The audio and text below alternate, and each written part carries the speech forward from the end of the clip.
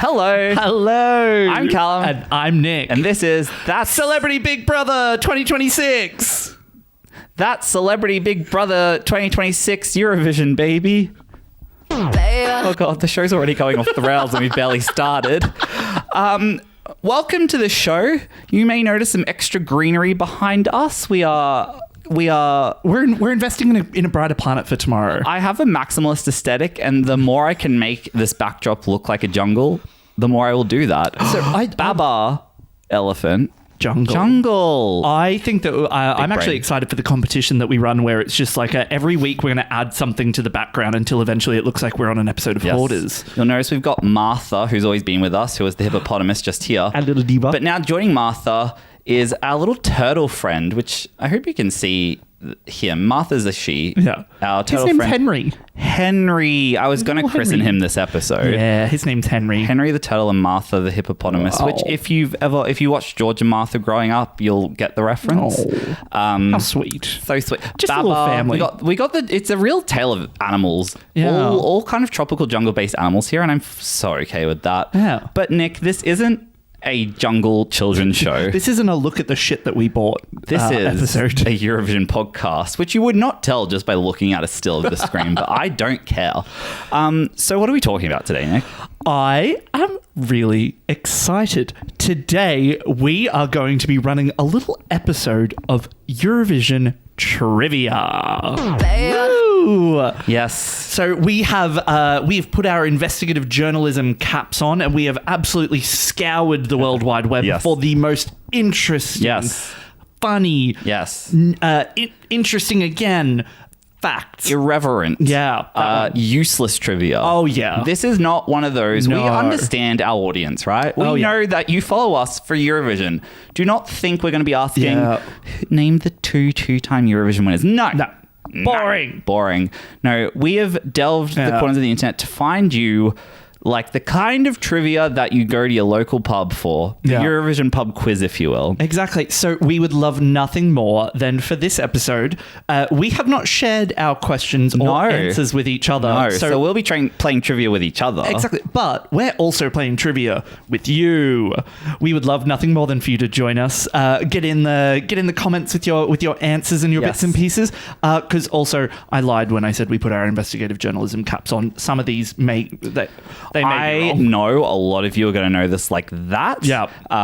My goal was not to trip up you guys at home. It was to trip up Nick. Yeah. But play along at home. Honestly, don't leave your answers in the chat because, spoiler, we'll give you the answers. That's a bad idea. Sorry. But maybe leave your score. Score yourself and then tell us your score in the comments. That'll be fun. That's what I meant when I said that other thing the first time. So, because we don't know, we won't time the answers. We're just going to try and get the other person to get the answer. And in that time, if you know it, you give yourself a tick, and then we'll give you the answer. And if you're wrong, be honest. No, you don't get the point. If you're wrong, or lie. Don't Google it either, guys. Put your phones down. I see you. I see you over there. You're picking up Google. You're watching this on your phone right now. Yeah. Put it down. Turn the episode off. Yeah, exactly. What are you doing? Turn the episode off. I don't need Google. Yeah. What did I say?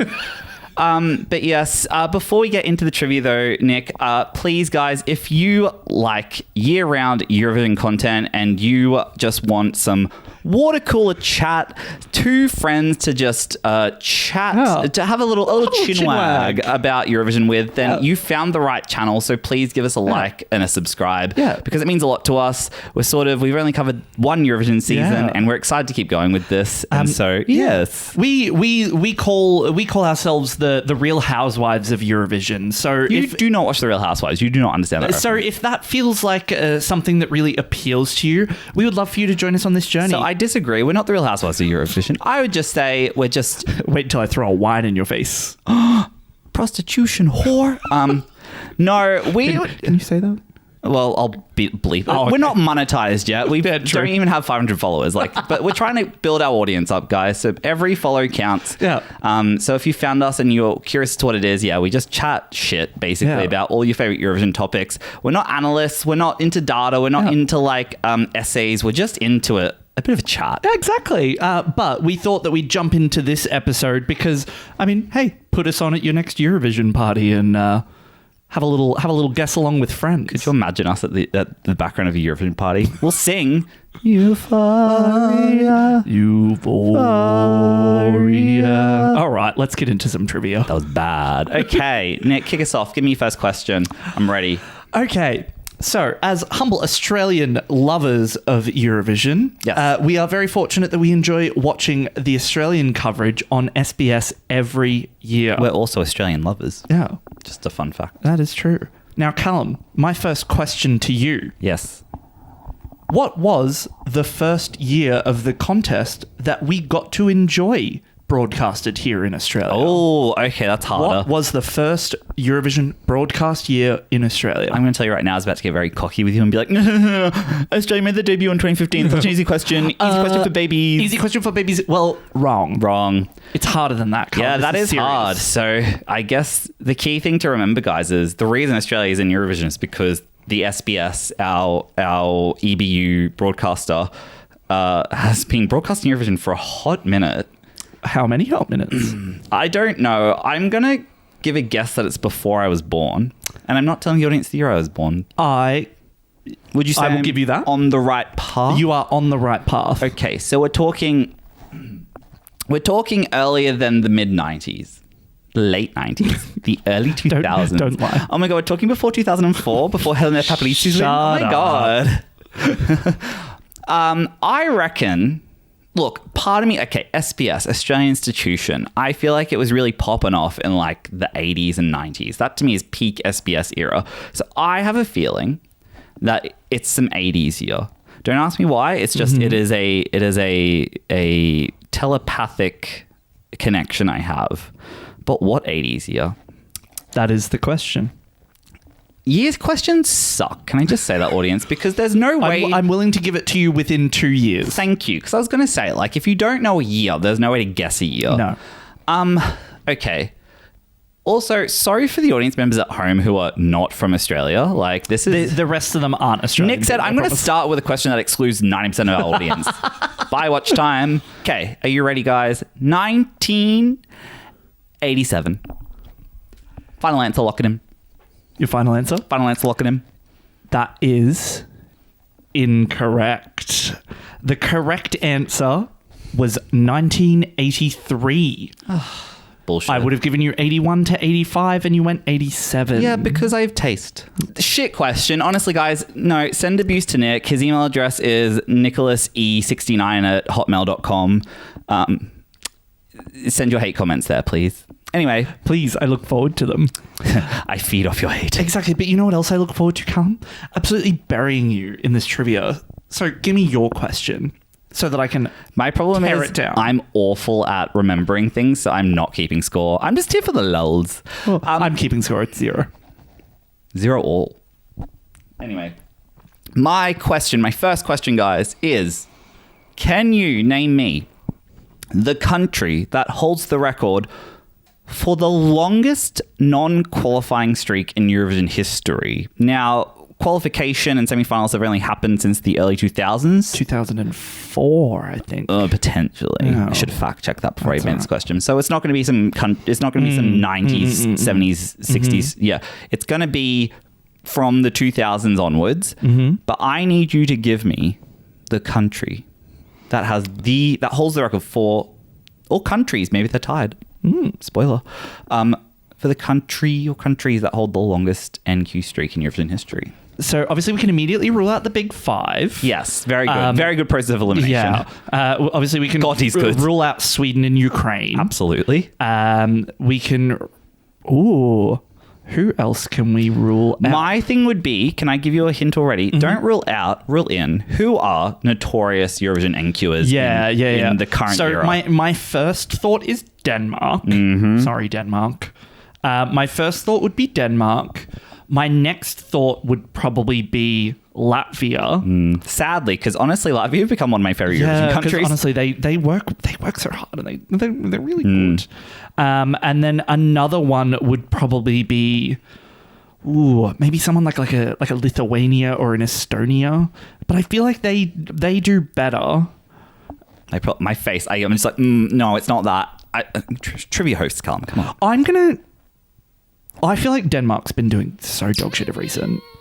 But then they won in 2013. Yeah, but that doesn't mean anything. No, that's true. They've done really bad recently. They have done it. All right, I'm going to go with Denmark. I'm going to go with Denmark because I feel like they're on a they were on a bit of a, they were on a bit of a plop streak. Do you know how many years in a row it was? Well, what they didn't qualify since 2020 at least. Well, yeah, 2020. Well, obviously except for last year. Yes, because 2019 was Giant Chair Girl. Yeah. I hated that song.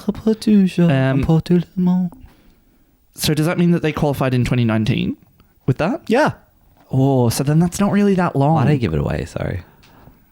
Okay, well then in which case, because I know at the very least, I know that Latvia qualified last year and 2015 at the very minimum. I'm going to go with Latvia. Latvia's your final answer? Latvia's my final answer. Oh, great guess though. Thank you. I was like kind of thinking like maybe Georgia would be a good guess too. I think they both had like 6-year streaks. Yeah. I think you're gonna be shocked by this answer though. And audience at home, if you know, like you'll understand that like Nick was never near the answer because you were thinking too recently. Okay. Yeah. The country with the longest NQ streaks is gonna shock you because of how good they've been somewhat recently. It's in fact the Netherlands.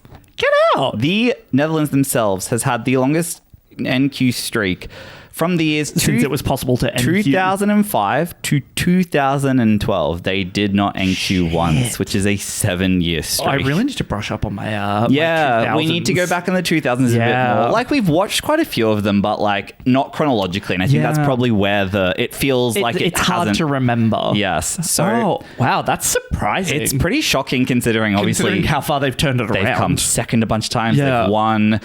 Even when they were disqualified, they were like they were fan favorites. Yeah. Like Netherlands are such a powerhouse country. Yeah. You would never think of that. But yes, congratulations, guys, if you at home knew that instantly. Yeah. I think it's one of those questions where you knew it just from recall. Yeah. But yes, Nick, we should wrap this up and move on to the next question. So, my next question, and I love to do a bit of preamble. God is good. My next question is... There have been so many wonderful and illustrious winners of Eurovision over the years. Agreed. All of them different. Sometimes there's been bands, sometimes there's been individuals, duos, all sorts of things. I want to know, though, how many of those Eurovision winners have done it with no shoes on? How many barefoot winners of Eurovision have there been? What a dumb fucking question. I love it. Okay, so obviously we have at least one. So I'm willing to accept your answer within one because there is a potential that there may be. Okay, so there's obviously at least one with our Queen Diva, Emily de Forest, famously barefoot girl through the woods. My problem is that my Eurovision knowledge doesn't really extend pre-2000, but I'm going to just quickly think very out loud, very quickly. I don't recall anyone from the 2020s being barefoot because you had Måneskin, no. Kalish Orchestra, no. Loreen. I was thinking you were going to miss out on Loreen for a second there. I was like... Was she barefoot twice? She was also barefoot in 2012. Does she count twice? Is that 3 winners? So I'm willing... So, hint, Loreen is included. I'm willing to give you your answer with 1 or 2 Loreen entries. I'm going to give 2 Loreen entries. Okay, so we have 3 winners barefoot. 2 in a row, 2012, 2013. Interesting.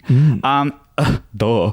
And then I think we're good for... I was genuinely worried that we were going to have a conversation that you forgot Loreen. And then I think there's no other winner in my brain who won in the 2010s because 14 no, 15 no, 16... Was Jamala barefoot? She had that pant dress, so I couldn't really see her feet. I'm going to say she wasn't. I'm going to say no. She's a classy girl. She wasn't barefoot. Okay, I need to wrap this up. I'm going to say, oh God, was there anyone from the 2000s that I can't think of? What's her name? Anywhere that I can set up. Was she barefoot? Oh my God. I think she might have been. Okay, I'm giving you 4. 4, Sertab, 2 Loreens, and Emily de Forest. That was my final answer. Lock it in. That was a very good effort. Yeah. So the answer is actually 5 or 6. Fuck. Depending on whether you count Loreen twice. You got Sertab.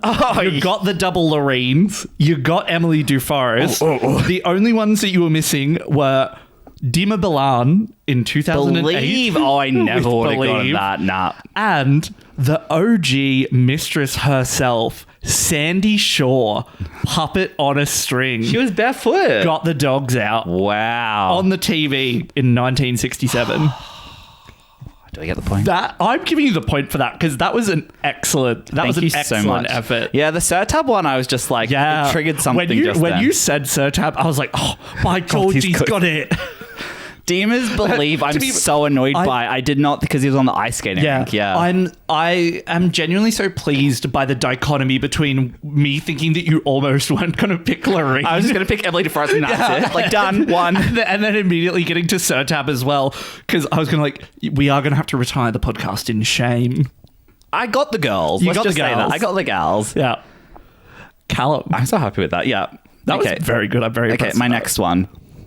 My next question for you, Nick, is, and this one's probably going to be a really hard one, but I just love it as a trivia fact, and I will help you through this. Okay. What is the largest ever prop used on the Eurovision stage? Oh. Okay, so JJ's boat was pretty big, but not that big. Theo Evan, I will say, that was also huge. John's Tears, does that count as a prop? Yeah. Okay. Because that was quite large. But then again, so was Sergei's light box thing that he was using. Oh, but so was Abor and Tina's... God, he's gone through all of the... James Newman's stupid trumpet, also an option. That was... I was going to say what was the most expensive prop ever used as a question, but I feel like James Newman's fucking expensive trumpets have become a piece of notoriety in the community. So I've gone biggest. Yeah. Because... No, it wasn't that big. Should I give you a hint? I would love you to. John's Tears and James Newman are very close to your answer. Okay, so that means it's somewhere around 2019. No. No, it's somewhere around 2019 to 2022. Sure. Oh, is that... Yeah. Because otherwise... You're right. Because otherwise... Okay, is it... You did mention the diva with the giant chair before. James Newman in John's Tears has not narrowed down a year for you. What's 2019 and 2022? Kick him off the channel. No, sorry. It's 2021 and 2022. No, it's not. Are they both? Was James Newman 2021? Kick him off the channel, he guys. wasn't. Yes, he was. Where have the years 2022 was Sam Ryder, famously the best UK result. Fuck me. I don't know where I was going with that. Okay, well, I guess the Eurovision trivia really reveals the truth in all of us. I think I was overthinking it too much. You were. Okay, so 2021. Okay, I'm going to wrap you up, though. Can you give me hints? You've got to lock your answer in. I'm going to say John Sears. Okay. It's not, but I'm going to say John Sears. Lock it in, Eddie. Lock it in. You are incorrect. 2021 was what I was guiding you to for a reason, because the answer was in 2021. And I do think this was a tough one for you because it's not a particularly memorable song, but I'm going to cast your mind to Spain's entry that year. I was going to... With a giant it's that fuck stupid off house. 6 meter... No. He's not good. It's 2019. Bad. Oh, no. Giant it's not that giant puppet that I hate. No, that's the house. You need to stop talking, Diva. You're embarrassing yourself. A giant inflatable moon from Spain's 2019 entry. 2021 entry. Now he's got me saying 2019, which I'm going to have to read because I can't speak Spanish. Blas Canto with...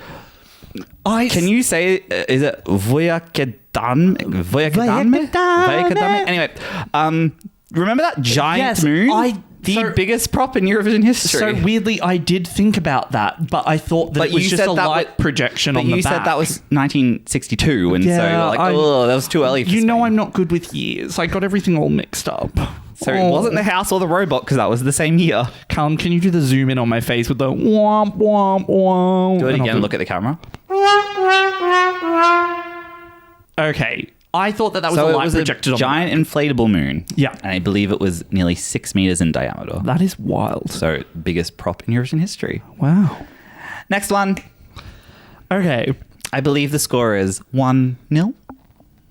1 sympathy point, but nil. But 0 regular points. I'm not giving him any sympathy points for that fucking awful showing. Callum. Yes.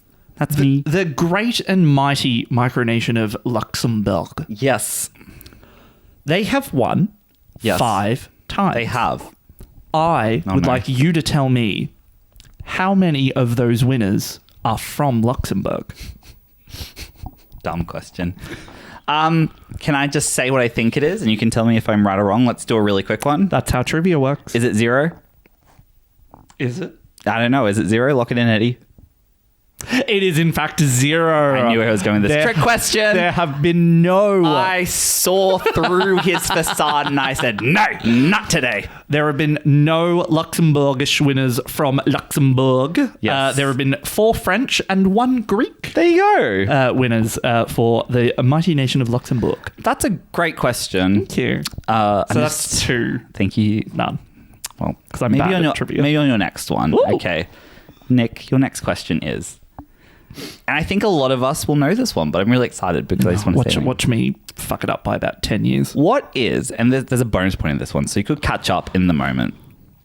What is the song that holds the record for the longest song title in Eurovision history? Now, you can say the country, the band, and the year, but you get a bonus point if you can say the entire name of the song. So I do actually think that I know this one. I gave him a low ball, guys. Yeah, because there have been I can't think of any song that would have a longer title than this one. Now, in honor to the Estonian people, I am not going to attempt to say He's not going for the entirety of the name. Okay. I believe that I would like to lock in that it is Feminust and Pulup from Estonia in 2024 with their He song... got the year right, guys. Nakutikumides. I'm just going to look at it. Do not look at this. No, you're right. No, it's Nakutikumides. And that's all I remember. You get a point, Nick. Woo!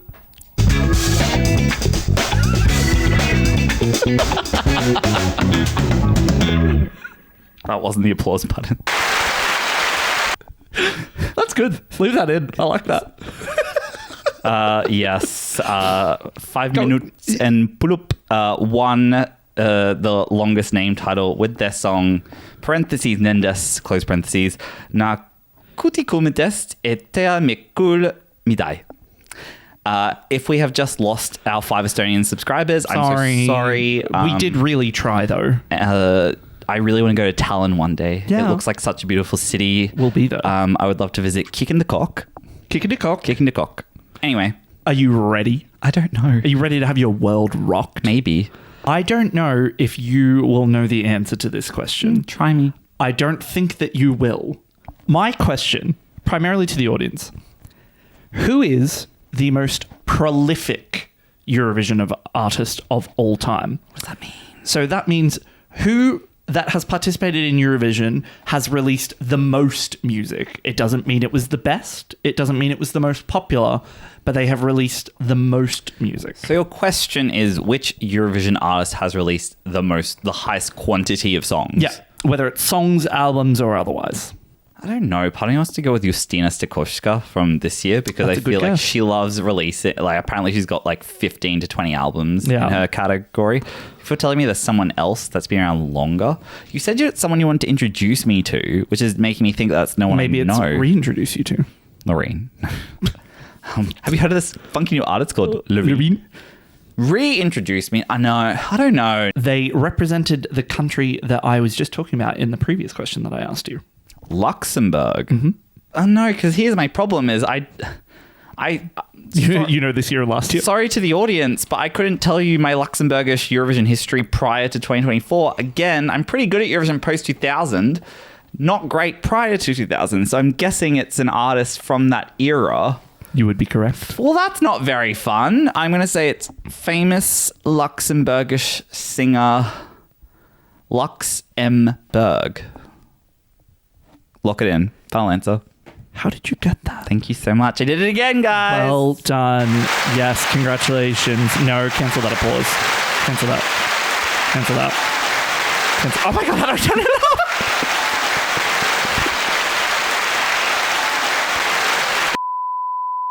Hi, guys. Hi. We are back. Yes, we are. You may have noticed a slight jump cut in the edit there, and that would be because our applause button got stuck. And do not... That's really loud, actually. Our applause button gets stuck on an endless loop and rendered our recording equipment useless. So we do have to cut the camera's dead ass and start again. But we're back. I now get the honour and privilege of introducing Callum and potentially people at home to who may be the most interesting human being on earth. Oh my God. The most prolific Eurovision artist of all time is a wonderful woman named Nana Mouskouri. I've heard of Nana Mouskouri. Yeah. I thought she was Greek. She's the Greek one. So, participated in Eurovision in 1963 for Luxembourg. Finished with a humble 8th place. My mind is blown right now. She has released... I'm very familiar with her. 450 albums. Estimated. Not familiar with that. She is she's a polyglot. So she is familiar with multiple languages. Yep. She has released albums in at least, if not more, than 13 languages. Yeah. Including Greek, French, English, Dutch, Portuguese, Italian, Japanese, Spanish, Hebrew, Welsh, Mandarin, and Corsican. Wow. She has been promoted. She's been promoted to the European Parliament. Love that. As the Greek deputy. She's served as a spokesperson for UNICEF. Wow. Nana Mouskouri. And glasses. I think the iteration iteration of Clavdia. Yeah. Come again. So I have heard of Nana Mouskouri before. I'm sure a lot of you at home may have heard of Nana Mouskouri before. Yeah. The fact that she was a Luxembourg representative of Eurovision blows my mind. Yeah. She's quite famous outside of Eurovision. Yeah. And notably, she has the glasses. That is her thing. That is wild. Yeah. I never would have guessed that. 450 albums. That's a bit excessive. I will say, I reckon that probably a lot of them, like if you divide that number by 13, and let's just presume that she did all of the albums in each of the 13 languages, it does cut that number down, but it still only cuts it down to like, what, 60 or 70 albums, even if you presume that she re-recorded every album in multiple languages. Yeah, wow. Good on you, Nana Mouskouri. Thought you'd be a Greek Eurovision representative. Why my brain did not go to Luxembourg, but there you go. The more you know, That's a fun fact for you. the more you grow. That's something for you to remember at home. Guys, I'm sure that what a great piece of trivia. Write that one down. Yeah, I'm sure that the European public are probably a lot more familiar with Nana Mouskouri than we Honestly, are. I'm sure there's going to be some Eurovision polyglots in the chat who are going to be like, I knew that. And honestly, cuss us out in all 13 love languages that, for that you know. Yeah, exactly. Yeah. Send the hate to NickE69 at hotmail.com. That's 2 doses of hate. Nick_babygirl69 angel Shut at up. hotmail.com. Give me the next question. The next Diva. question, Diva. Okay. This is a good one. It's a really good one for you. So, only 3 songs Teardrops. Fuck. in Eurovision history have won only once, have been the sole representative of their native language to win Eurovision. Okay. So we've had English obviously win Eurovision the most times. We all know that. Okay, I'll throw you a bone. French has won Eurovision about 7, 8, 9, 10 plus times. Okay. What are the 3, or if you can name 2 of them, I'll give you the point. What are the songs sung in their native language that have only won Eurovision once for their country? Just for clarity, I am not including songs that are hybrid, so like English plus this language. I'm just saying songs that are sung entirely in this language. Hi, beige bees. It's Editor Callum here. Just wanting to say that I done goofed.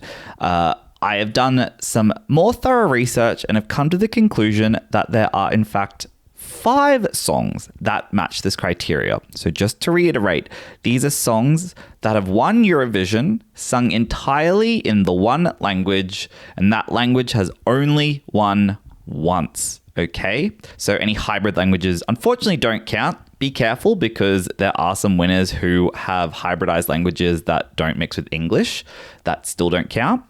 And then finally, very quickly, any gibberish or onomatopoeia in a song, I just consider it to be part of the language. The song's still entirely in its language. So diggy loo, diggy lay is entirely in Swedish, just in case you're thinking, oh, could it be this? Because, you know, it's a second language, the words diggy loo, diggy lay. No, it's not. It's Swedish. Don't overthink that part. Hope that clarifies. Back to you, Callum. The reason I'm asking you this is you'll be able to name 2 of them because you're familiar with 2 of them. Okay. And I'll let you try and guess the third one, but just give me 2. So immediately, I think first off, I'm probably thinking about Portugal. I'm thinking about Salvador Sobral singing in Portuguese throughout the entire song, and that being Portugal's Portuguese winner. Mm-hmm. I'm thinking. He's thinking. I'm thinking. But are you thinking? Has Spain only won once in Spanish? Good question. Okay, so I'm going to go with Portuguese and Spanish. So I'm going Iberian. Mm-hmm. Iberian. Iberian. If you were to guess a third, what would you go for? Because there have been 3. It feels like it would be something like Germany Sure. sending a German song. What if I say this very quickly? This will be a hint that might help you. Yeah. Eurovision countries until about the 90s or 2000s had to enter in their language. So therefore, even though Germany's a bit flopped today, whenever they did win, they had to win in German. Yeah, so which then obviously excludes Sweden and it excludes Finland. I'm going to go Spain, Portugal. I'm going to go both of them. Lock a third one in. Just do it. And Estonia. Woo! I can confirm Salvador Sobral's Portuguese entry is correct. Thank you. Sadly, that was the only one you got correct. I'm surprised you didn't get this, but I think the reason I said at the beginning hybrid songs don't count is probably where you got confused. Because the second one is Ukrainian. Because Kalish Orchestra's song was entirely in Ukrainian. And of course you might go, but what about Jamala? She sung in English for a lot of the song. And it was Crimean Tatar. Which also, if she sung the whole song Crimean Tatar, maybe we would have included that. But yes. Yes. So Ukrainian's only sung entirely once. And the other one, I'm going to pull this up. So please check my notes. I could... Danish. 1963. Guys, put the pitchforks down. I get it. I'm here to give you the other 2 answers that I am willing to accept. So, Nick was really close here, actually. If only he went with his gut and I didn't maybe talk him out of the answer. But if you said German as a language that has only won Eurovision once with a song entirely in German, you'd be correct because in 1982, Nicole won for Germany with a song entirely in German. Some of you may perk up and say, well, actually, Callum, Germans won twice because 1966, Austria won with a song in German, but the song was also hybridized with French, so I'm not counting it. And then, of course, the most obvious one, the one that I can't believe I didn't immediately pick up on, but our beloved 2007 winner, Molitva, is the only song to win Eurovision in Serbian. So yes, for the heap of you screaming at me, what about Molitva, the only song to win in Serbian? Absolutely give yourself that point, okay? So if you had said German, Serbian, Danish, Portuguese, or Ukrainian, or any combination of 3 of those 5, please give yourself a point. Congratulations. Let's get back on with the show. Damn it. Yes. Damn it. Dang it. Dana loved that. But there you go. 0 points. Sorry. Can I get 1 point for that? No. I got 1 of them. You get 1 point if you guess 2 of them. Oh, boo. You got the easy one. Fine. Okay. I'm gonna give you hard. It is your final hitter. question, Diva. I'm gonna give you a hard hitter. A hard final one. I'm taking you back. I'm taking you back to 1981. How do you want me to guess these? This is so unfair. I'm giving him entries he knows, and he's just like, who gave birth to their second child 3 days after Eurovision? I don't fucking know. I'm taking you back to 1981. Eurovision icons. Bucks Fizz. Oh, here we go. Now, of course, known for their hot step and swing and dance moves. Mm-hmm. Bucks Fizz was so popular in the United Kingdom that they actually caused a product to sell out across the entire United Kingdom. Sure. Allegedly. Yeah. What product was that? Oof. Okay, I have a theory as to what this was based on nothing but logic and faith. Mm-hmm. If you are familiar with Eurovision 2007 and you're you're familiar with Scoots Flying the Flag, Yeah. you will know that they had an airplane theme as their staging. And you'll know that they were air hostesses, essentially, air hosts and hostesses. And what they kept referencing like previous Eurovision acts in their bits. And one of them was offering a can of soft drink, soda, pop. I'm trying to think of all the different ways. Yeah. It was called Bucks Fizz. And they're like, you know, it was part of their staging. So for that reason, Nick, I'm going to lock in soft drink, a brand of soft drink to sell out. That's a very interesting take. Yes. I like where you're going. I'm not going to lock it in based on what you just said because it makes it feel like it's wrong. It could be right. It could be wrong. Bucks Fizz, making your mind up. I mean, my only other guess is maybe a brand of like skirt, like a tearaway moment. Everyone was like, I want that. It feels like you're getting closer. So it's a clothing piece potentially. Maybe. Okay, so I'm actually unlocking my soft drink answer, and I'm going to say an item of clothing. I'm going to just... Okay, I'm going to say a skirt. I'm going to say a brand of like skort or skirt, a tearaway moment. But why would they want to buy tearaway moments? Maybe a skivvy, because they were wearing skivvies at the time, like the Wiggles? Maybe. I think that you were closer before. With the skirt. Okay. Was it a skirt? Was it a skirt? Was it a skirt? Would you like to lock in I skirt? would like to lock in skirt, please. You are incorrect. Fuck. But you were so close. Was it the panties underneath the skirt? It was Velcro. I wouldn't have gone there. The performance of Bucks Fizz and the tearaway moment that they did led to such a fervor for people running out to create their own tearaway moments. That's iconic. That Velcro or hook and loop strips caused a shortage of Velcro across the United Kingdom. Okay, you know what I feel better about, guys?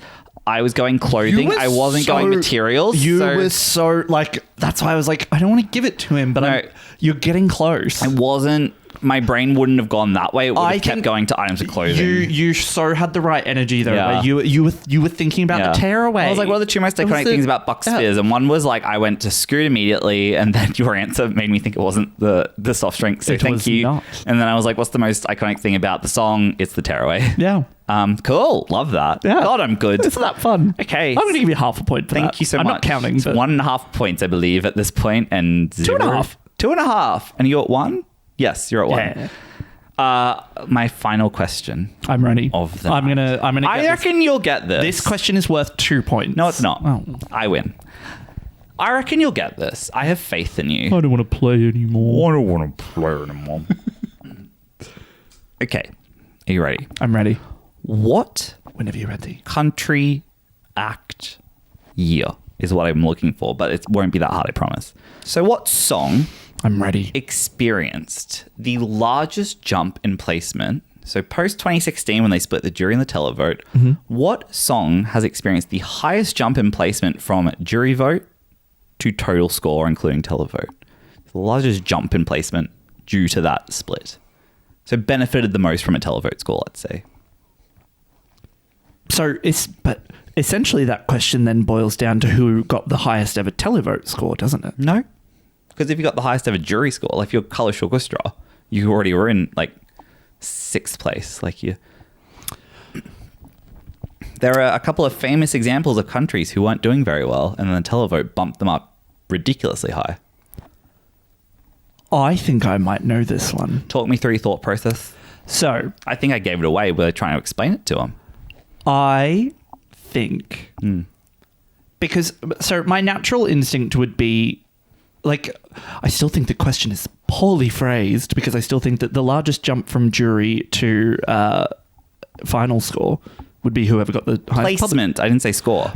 I did say placement, everyone. Okay, that's on me. So I think it could be Espresso Macchiato by Tommy Cash, or I think that it might actually be Norway's Kano with Spirit in the Sky, because I think that song got the highest public vote that year, or close to the highest public vote that year, and got a bit crumbs from the jury. So I reckon they were in the pits. And then they were all right. Oh, no.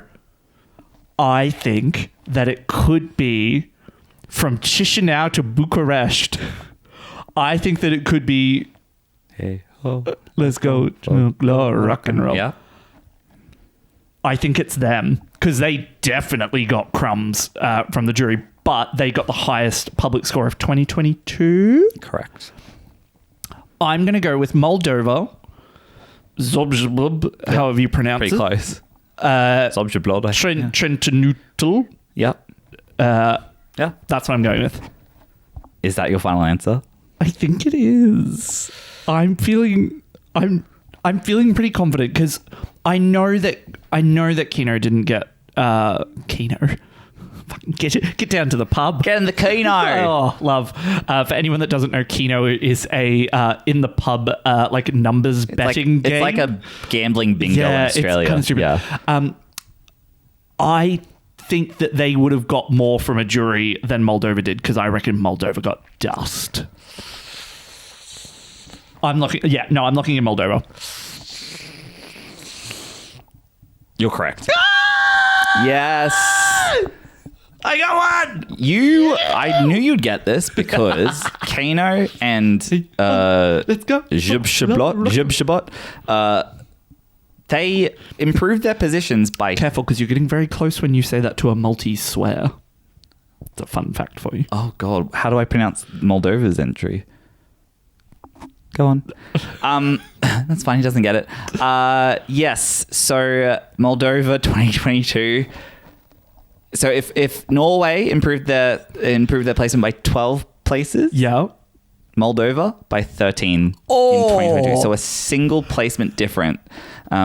If I check... I can't believe I got that. Good on you, honestly. Thank the fact you. that you managed to figure that out. And I figured out the top two as well. I know. That's what I'm like. You should be very proud of that, because I'm quite honestly... pleased with that. I even knew what year it was. Honestly... I don't mean to be most proud of. flex on you guys. So I know what year it is. So for context, Norway came 18th in the jury and then first in a televote, which rose them to 6th. That's a difference of 12 placements. Yep. Based on my hard facts, Moldova came 20th in the jury. Rough. Then second in the televote. Remember, this is the Kalish Orchestra year, so second to Ukraine. Yeah. Which then allowed them to rise 13 places up to 7th place. Wow. So yes, a very close one.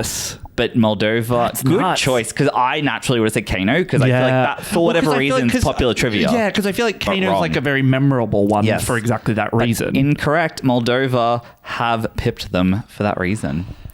I'm really pleased with that. Ladies and gentlemen, that is the end of our trivia. Please tally up your scores. You guys have been playing using both of our questions combined. So you should have gotten more points I'm hoping than either of us did. We didn't do great, but I also blame Nick for choosing shit questions. And I chose fun questions. mine were good, and he just was also bad at answering them. So yeah, that is it for our Eurovision trivia. Maybe another part 1, honestly. I reckon. Honestly, I really enjoyed that. Like, tell us in the comments if this was dog shit, because Please don't. I don't want to know feedback on board. But I don't. I've had a great time. I've had a great time. Guys, I said at the start of the video, I said at the end, if you liked this, please don't forget to subscribe, to like. You can comment if you want to, as long as it's nice. And just, if you want more Eurovision shit... Eurovision slop. Eurovision trash. If you want more Eurovision slop in your trough, piggy, oink oink. Fucking hell. Feeding time's here, because we're ready to go. Fuck me. Sorry to everyone that had to sit through that. I apologize. But yes, as Callum was trying to say, but got lost along the way. We love our community. We love our community. Thank you so much for participating and for commenting on our videos, for subscribing, for sharing at any point if you share it with any of your friends. Don't share that part. And sorry that Callum called you a pig. If you guys want a fandom name and oink oink piggies ready for the trough is too offensive, let us know the fandom name instead. That's it. Thanks, guys. We'll chat to you next time. Bye. No. Jesus Christ. Clink, clink.